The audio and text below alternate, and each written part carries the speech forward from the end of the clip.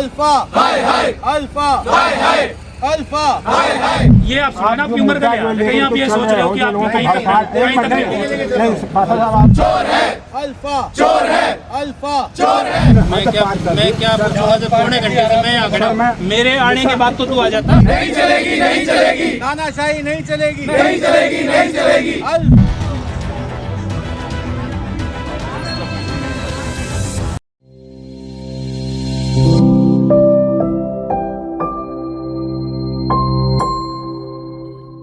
गुरुग्राम में लगातार बिल्डर्स की गुंडागर्दी और मनमानी के मामले सामने आते रहते हैं। फिलहाल हम गुरुग्राम के मानेसर इलाके के सेक्टर 84 में मौजूद है, जो कि गुड़गांव वन सोसाइटी है और ये अल्फा क्रॉप बिल्डर की तरफ से बनाई गई थी। लगातार आज लोग सड़कों पर उतरे और इन लोगों का आरोप है कि मेंटेनेंस इनसे बिना पूछे और बिना इनकी रजामंदी के बढ़ा दिया गया, जिसके बाद आज लोग यहाँ इकट्ठे हुए तो उसके बाद बिल्डर की तरफ से यहाँ बाउंसर्स बुलाए गए। हालांकि काफ़ी देर तक हंगामा भी हुआ, उसके बाद मौके पर पुलिस भी पहुंची। यहाँ के मौजूदा इस इलाके के जो पार्षद हैं वो भी पहुंचे थे और कुछ लोग हमारे साथ मौजूद हैं, उन्हीं से जानने की कोशिश करते हैं। सर, आप आज यहाँ इकट्ठे हुए, क्या आपकी वजह रही और क्यों आपको आज सड़कों पर उतरना पड़ा? सर देखिए, रेजिडेंट तभी इकट्ठे होते हैं जब बिल्डर की मनमानी का पारा बिल्कुल सर चढ़ जाए।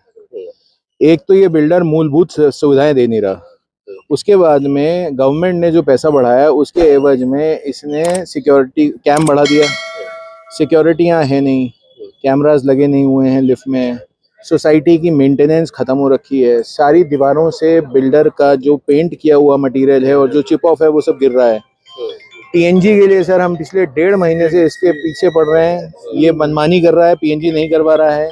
सीएई के ऊपर में सर इसने कॉमन एरिया इलेक्ट्रिसिटी, जो कि इसके कॉन्ट्रैक्ट में लिखा हुआ है कि ये कायम में चार्ज करेगा, ये हमारे प्रीपेड मीटर पे चार्ज कर रहा है और पूरी तरीके से दादागिरी कर रहा है, क्योंकि वहां पे इसके पास में 1.5 साल पहले नोटिस आ चुका है DHBVN का कि आप इसको नहीं चार्ज कर सकते, ये इलीगल प्रोसेस है, और ये फिर भी धींगामुस्ती कर रहा है, पूरी तरीके से चार्ज कर रहा है।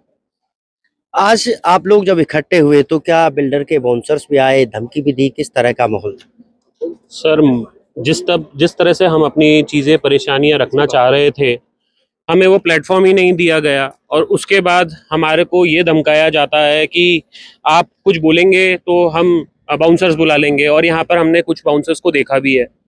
उसके बाद हमने सरलतापूर्वक बात करने की भी कोशिश करी, बट वो फिर उस पर नहीं माने, और फिर हमने बाद में अपने SHO साहब के सामने अपनी परेशानियां रखी हैं, वो यहाँ पे सुन के गए हैं और हम अपनी लिखित में परेशानियां सुनवा रहे हैं, जिसके ऊपर अब हमसे शीघ्र तो शीघ्र अगर कार्रवाई हो सके तो हम उस पर चाहेंगे। सब बिल्डर RWA को सोसाइटी हैंडओवर क्यों नहीं करता, क्या कारण आप इसके पीछे? मेरे हिसाब से सबसे बड़ा कारण है IFMS का जो पैसा लेके बैठे हुए हैं। हमें लगता है कि कम से कम 10 करोड़ रुपया IFMS का पैसा इनके पास पड़ा हुआ है, और जब तक कि हैंडओवर होगा नहीं, IFMS पैसा न तो बिल्डर कहीं यूज कर सकता है, उसको एस्क्रो अकाउंट में उसको मेंटेन करना है, न तो हमारे पास कोई डिटेल्स है उसकी। हमें ये डर है कि कहीं ना कहीं हमारा IFMS का पैसा यूज हो रहा है और कैम जानकारी नहीं दी। हाँ, और कैम इनके जेब में जा रहा है। क्या आप लोग अब चाहते हो? हम ये चाहते हैं, मैं नहीं, इनसे हैंडओवर, हम इनसे हो चुके परेशान। इनकी कई बार कमिटमेंट हो चुके हैं। 7 साल में हमने मल्टीपल इश्यूज पे बात कर ली, शांति के तरीके से बात कर ली, गांधीवादी तरीके से बात कर ली। आज हमारे पास किसी के पास ऑप्शन नहीं रहा कि हम इनकी एंट्री बंद करें। जब हम आपकी सर्विस से खुश नहीं है और आप कहते हो कि पैसा ज्यादा लग रहा है, तो आप जाओ यहाँ से, हमें छोड़ो, हमारा पीछे हम कहीं और अपना अरेंजमेंट कर लेंगे। हमारा मेन मुद्दा अब इनसे ये कि ये सर्विसेज नहीं दे सकते, ये मेंटेनेंस बढ़ा रहे हैं, ये चाह रहे जितना पैसा हम अपनी जेब में पॉकेट में डाल लें, लूट मचा रखी है इन्होंने। सर रेजिडेंशियल में इनका कमर्शियल ऑफिस चल रहा है, ये अपना ऑफिस रेजिडेंशियल फ्लैट में बना के बैठे हुए हैं। अब वो फ्लैट या तो इनका है या इन्होंने किसी से ले रखा है, मुझे नहीं पता, लेकिन अगर आज की डेट में कोई रेजिडेंट यहाँ पे कोई कमर्शियल ऑफिस खोलना चाहेगा, ये नहीं खुलने देंगे, तो ये अपना एस्टेट ऑफिस कैसे बना के बैठे हुए हैं वहाँ पे कमर्शियल। इन्होंने हैंडओवर नहीं किया हुआ। कल को अगर RW बन जाएगी, क्या तब भी RW को ये फ्लैट का ऑफिस देंगे? ये नहीं देंगे, तब ये भगा देंगे उनको।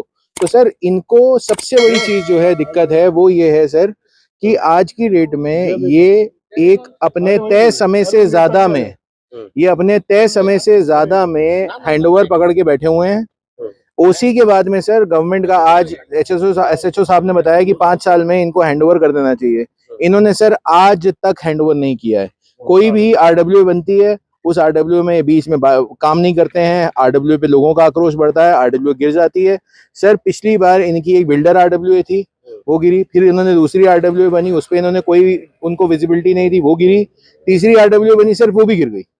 आज की डेट में ये उस आरडब्ल्यू को भी बनने नहीं दे रहे हैं, एडमिनिस्ट्रेटर भी नहीं आने दे रहे हैं। सर ये हर तरीके से कोई भी प्रशासनिक काम को प्रशासन की तरीके से नहीं होने दे रहे हैं। ये हमारी सबसे बड़ी असुविधा है इनके साथ में।